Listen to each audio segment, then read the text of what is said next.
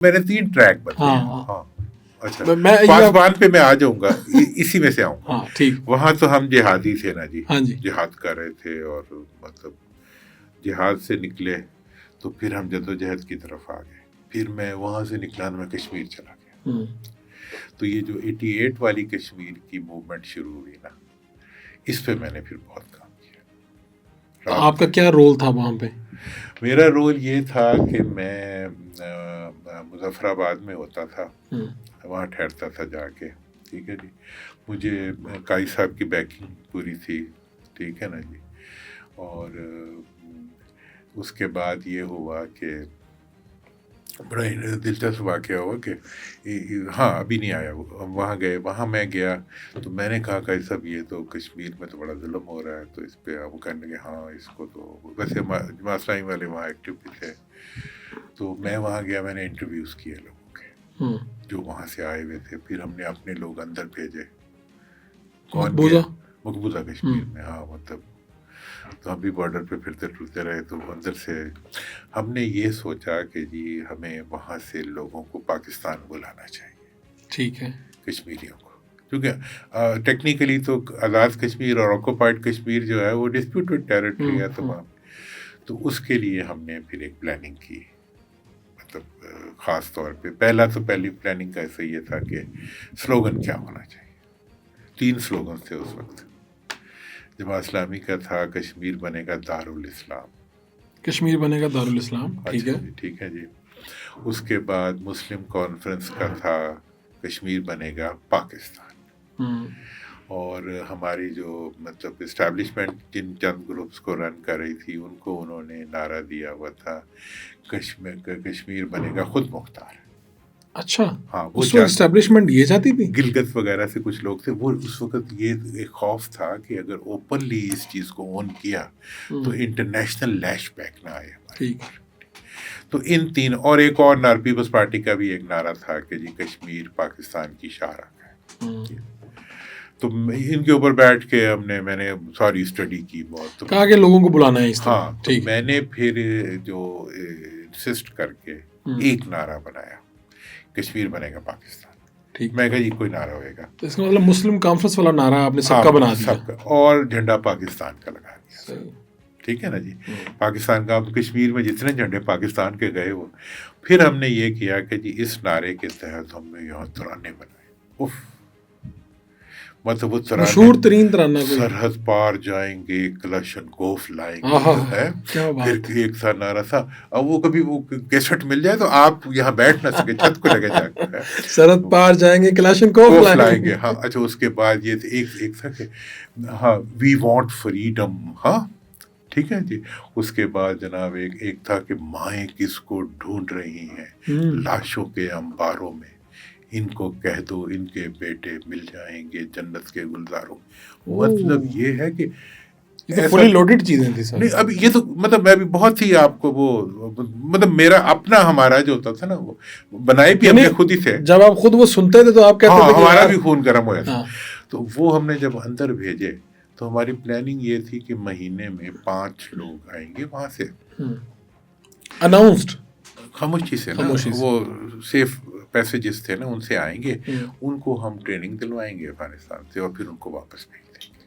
اور پھر وہ جا کے یہ ہمارا اپنا ارینجمنٹ تھا. اس میں ان کا مطلب بھائی لوگوں کا نہیں تھا, ہمارا اپنا ارینجمنٹ تھا. جب یہ ترانے گئے اندر اور اندر جناب وہ ہوئی تو ایک وقت آیا کہ ایک دن میں 1500 لوگ آ رہے تھے کشمیر سے. 1500 لوگ, اور آپ کہہ رہے تھے ہم 5 7 15 ان کی کوشش کریں. 5 دن مہینے میں لائیں گے, پھر کچھ مہینوں میں بلڈ اپ ہو جائے گا. ایک دن میں 1500. تو کشمیری بھی تو اتنے بھرے پڑے تھے نا, اوپر سے آپ کی یہ ترانوں نے, اور وہ وہاں گورنر نے کہا یہ ترانے تو پتہ نہیں کہاں سے, وہ سمجھتے تھے پتہ نہیں امریکہ سے بن کے آ رہے ہیں. کہا ان کو سن کے تو مردہ نکل آئے قبر میں سے, انہوں نے یہ کیا کیا. تو اس سے جناب یہاں آ گئے تو یہاں ہم پریشان ہو گئے. قائد صاحب کو میں نے کہا جی اب کیا کریں. انہوں نے کہا یار یہ تو, قائد صاحب پیسے بھی نہیں تھے. تو پھر قائد صاحب جناب فنڈ ریزنگ کے لیے نکل پڑے, پیسے انہوں نے اس کے بنائے. تو آپ کو یہ 5 فروری کا آپ کو پتہ ہے یہ اس کا کیا بیک گراؤنڈ؟ نہیں یہ بتائیں نا. یہ بڑی انٹرسٹنگ بیک گراؤنڈ. 5 جنوری تھا, اچھا.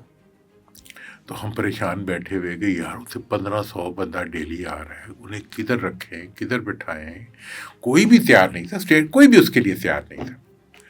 تو پھر گائی صاحب تو وہ ہمت والے آدمی تھے. نہیں, ارادہ یہ تھا کہ یہ ادھر سے آئیں گے اور افغانستان چلے ادھر جائیں گے اور وہاں سے پھر وہاں سے واپس ٹریننگ ہو کے آئیں گے پھر اب یہ تو سارا ایک لمیٹڈ سے ریسورس کا پلان تھا. اب اتنی بڑی تعداد آ گئی, اب کیا کرنا ہے, کیا کرنا ہے. تو قائد صاحب نے مجھے کہا بھائی ہاں بھائی اب تم اب کیا کہتے ہو. وہ میرے سے بہت ان کا میرے استاد بھی تھے, بہت پیار تھا.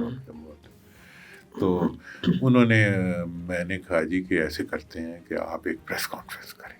اچھا ٹھیک ہے نا جی, جس میں کہ ہم لوگوں کو اس پہ اویئرنیس دیتے ہیں اور اس کے اوپر ایک آگاہی پیدا کرتے ہیں. تو پھر انہوں نے 5 یہ کوئی بات ہے دسمبر کے اینڈ کی بات ہے, تو 5 جنوری کو یا 4 جنوری کو انہوں نے پریس کانفرنس کی جس میں انہوں نے یہ اعلان کیا کہ جی 5 فروری کو ہم یوم کشمیر کے طور پہ منائیں گے. اچھا ٹھیک ہے. اس کے لیے انہوں نے کہا جی یہ چیزیں ہم کریں گے. ہم ایک ڈیلیگیشن تمام جو ہماری پارٹی ہیں ان کا پاکستان سے باہر لے کے جائیں گے کشمیر کے بارے میں. اللہ 5 انہوں نے مجھے کہا کہ وہ بنا کے دو, تم پوائنٹس بنا دو. میں نے اپنی طرف سے جتنے پوائنٹس بنتے تھے بنا کے دے دیے. تو کئی صاحب پریس کانفرنس میں گئے. مجھے یاد ہے وہ شیزان ہوتا تھا ایک, وہ گنگا رام مینشن کے اندر, اس کے اندر پریس کانفرنس تھی. تعلق قاسمی صاحب بھی وہاں بیٹھے ہوئے تھے. تو کائی صاحب نے وہ پریس کانفرنس کر دی. بعد میں کہتے وہ کوئی زیادہ باتیں نہیں کروا دی تو اللہ مغفرت کرے. تو بہت بولڈ تھے. اب یہ دیکھیں کہ جتنے اعلانات کیے تھے نا, بینظیر کی اس وقت حکومت تھی, وہ بھی دباؤ میں آ گئی ہیں, وہ بھی ایموشنل چارج. وہ سارے کے سارے اعلانات جو تھے وہ پورے, چھٹی بھی ہو گئی اس دن بھی ڈکلیئر ہو گیا, آج تک منایا جاتا. تو یہ وہاں سے شروع ہوا تھا. ٹھیک ہے. تو یہ ہم نے جناب وہ دوسرا ٹریک آپ کا یہ ہوا, یہ ٹریک آ گیا ہمارا جہاد. ہاں, جہاد کے بعد یہ جدوجہد کچھ بھی کہہ لیں جہاد. تیسرا اچھا اب یہ جب ہو گیا تو پھر اندر سے لوگ بھی آ گئے بہت زیادہ. پھر میں کشمیر میں ٹھہرتا تھا, وہیں ہمارے ایک دوست تھے, وہ بہت پڑھے لکھے انسان تھے, وہ ان کے گھر ہی میں ٹھہرتا تھا. وہ اندر سے کشمیری بولنے والے تھے. تو انہوں نے مجھے ایک دن کہا کہ دورانی اب بھاگ چلتے ہیں. میں کہا کدھر بھاگنے؟ کہتے ہیں یار ایک تو اب یہ ہے کہ اندر سے بہت سے کشمیری آ گئے. اچھا. اور وہ بہت سپیریئر ہیں. ٹھیک ہے نا جی. اور اب کام بھی بہت چل گیا. ہاں. تیسری چیز یہ ہے کہ پیسہ بھی اس میں اب بہت آ گیا. ہاں. تو یہ تو کشمیریوں کا پیسہ ہے, میں کشمیریوں کو جانتا ہوں. تو اگر کشمیری کسی کی نکل گئی تو ہم تو تباہ ہو جائیں گے. اور اگر اس کے 5 پیسے ہماری جیب میں ہوئے اور ہمارے بچوں پہ لگ گئے تو ہم تو رل جائیں گے. اچھا میں بالکل سختے میں آ گیا. اور میں نے تو بہت سے پلانز بنائے ہوئے تھے, بہت سی چیزیں تھیں. بہت بڑا ایک پیرافرنیلیا تھا جو موو کرتا تھا میرے اس میں. دوسرا جو وہ بات کر رہے تھے وہ غلط بات نہیں تھی. میں کیسے اس کو ایک تماشا دیکھ رہے تھے, ایک تماشا دیکھ کے آیا تھا. اور دوسرا آپ کے سامنے لگ رہا تھا کہ بھئی ادھر سے بھی لوگ آ گئے, ادھر سے بھی لوگ آ گئے ہیں, مقامی بھی ہیں, وہ بھی ہیں, آپس کے کانفلکٹس بھی ہو سکتے ہیں, پیسہ بھی بے شمار ہے, پیسوں والی بات بھی, اور پیسے کا خرچہ بھی تھا. اور وہ اگر ہمارے سے خرچ ہو رہا ہوتا, اس وقت میں وہاں ایک فلم بنا رہا تھا کشمیر کی اسٹرگل کے اوپر. تو جب انہوں نے مجھے کہا نا بھاگ چلے, مجھے وہ جا کے لگی ایسے ٹس. ہاں.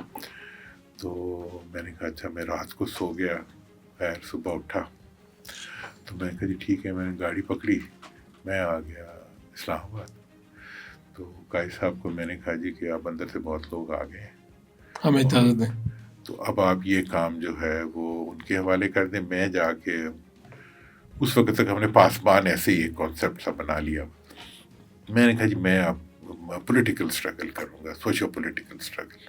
ہاں مطلب وہ نقشہ میرے سامنے تھا, اندر والی لڑائیاں. ہاں یہاں آ گیا میں کہ یہاں بھی کئی گروپس ہیں, یہاں بھی وہی فلم چل رہی ہے دوبارہ سے. ہے اسٹرگل بڑی جینوئن ہے, ہماری ہے, سب کچھ ہے, لیکن بندہ ایکسپیرینس سے سیکھ ہی لیتا ہے. میں کہا جی اس پیسے میں نے نہیں ہاتھ ڈالنا, ٹھیک ہے نا جی.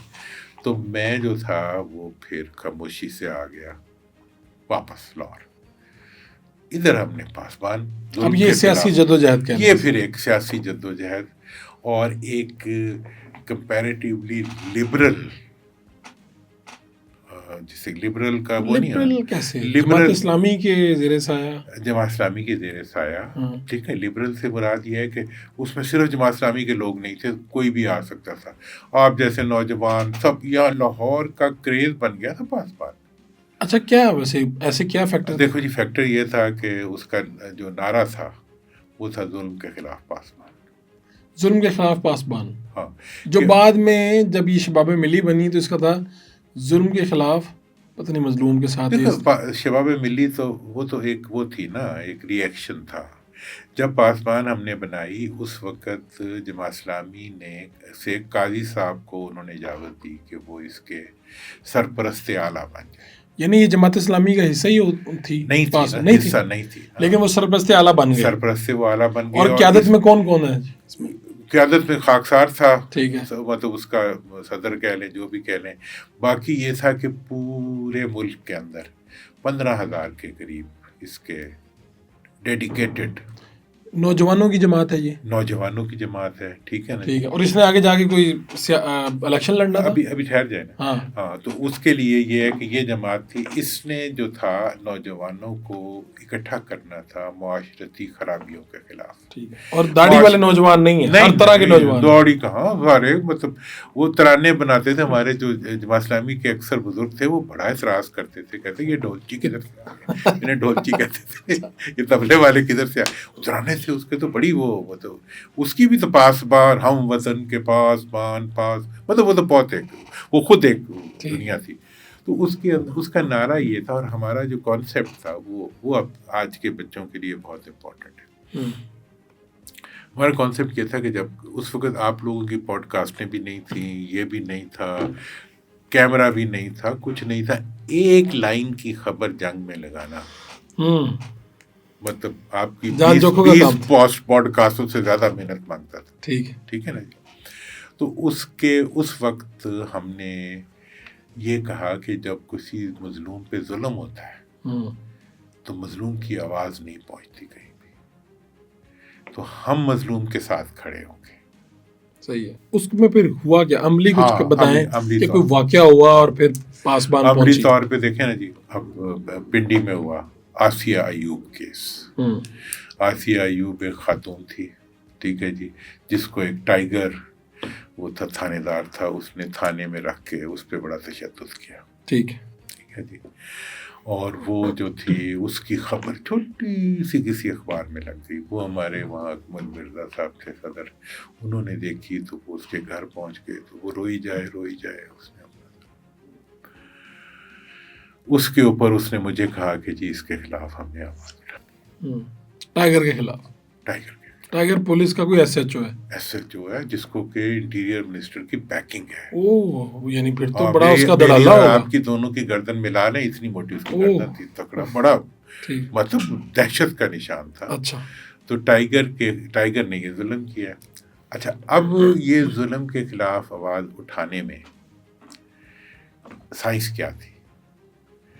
سائنس یہ تھی, وہ میں ان کو بھی سمجھاتا ہوں, پی ٹی آئی والوں کو بھی, کہ میں نے جب سیاست میں شروع میں آیا تو میرے والد صاحب نے مجھے کہا, بیٹے 2 کام اگر سیاست میں تمہیں جانا ہے کبھی نہ کرنا.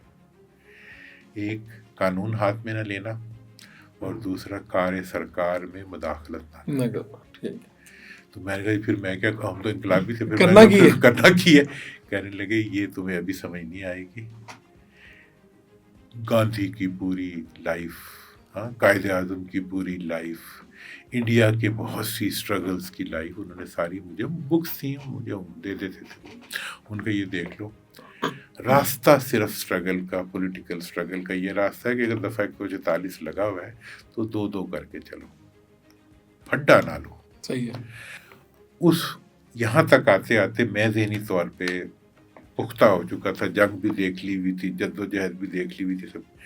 ہم نے یہ اصول بنایا کہ پاسبان جس ایشو پہ بھی سٹینڈ لے گی، نہ آگ لگائے گی، نہ ٹائر جلائے گی، نہ رستہ روکے گی، نہ توڑ پھوڑ کرے گی، نہ پولیس سے لڑے گی، کام کرے گی. تو مطلب جب پنڈی میں ہم نے سٹرگل شروع کی، اب پولیس کا تو موجیں ہو جاتی ہیں، بھئی موب آیا، اس نے تھانے کو آگ لگا دی، اس کے بعد انہوں نے سارے محلے نو پھاڑ لیا. ٹھیک ہے جی، پھر پیدا گیری بھی ہو گئی اور وہ ایشو بھی دب گیا. ہم نے یہ کہا ہم ایشو کو نہیں دبنے دیں گے، ہم ایشو کو چلائیں گے. وہ جو ہے کوئی 1.5 مہینہ جب ایشو کو ہم نے چلایا، فرسٹ ٹائم اس کے دوران میں نے یہ موبائل فون پہ ٹیلی فونک خطاب رکھوایا قائی صاحب کا. اس کے لیے ایک ہم نے ترانہ بنایا تھا کہ رو رو کر مظلوم پکارے یا رسول اللہ، بھیگے ہیں آنکھوں کے کنارے یا رسول اللہ. مطلب یہ ہے کہ اس کو آپ نے پورا ایک نیشنل کیمپین بنایا. اور جناب مہینے بعد ٹائیگر صاحب پگڑی بن گئے، وہ بھی سسپینڈ ہو گئے. ٹھیک ہے نا جی. اس کے بعد جناب پھر بحال ہوا، پھر اس نے شروع کر دی تحریک. تو یہ وقت بھی آیا کہ ایک دن وہ بیچارہ فوت ہو گیا اکمل، تو اس کے گھر نوک ہوا تو باہر ٹائیگر کھڑا تھا. تو اس نے کہا اکمل، اس نے کہا شاید کوئی بدماشی کرنے آیا ہو گیا، اکمل ہن بس کر دے. یعنی اتنا پاسبان کی تحریک اور اس کا نے سن لینا سوشل پریشر، کہتے ہیں اور اکمل ہن بس کر دے. اس نے کیوں کی ہوا ہے؟ آگے وہ بھی ذرا ایسے ہی تھا نا. اس نے کہا میرے جتوں بچے بھی لنگ دے لوگ کہتے ہیں ظالم ٹائیگر دے بچے. کتنی زبردست کیمپین آپ لوگوں نے کی ہوگی.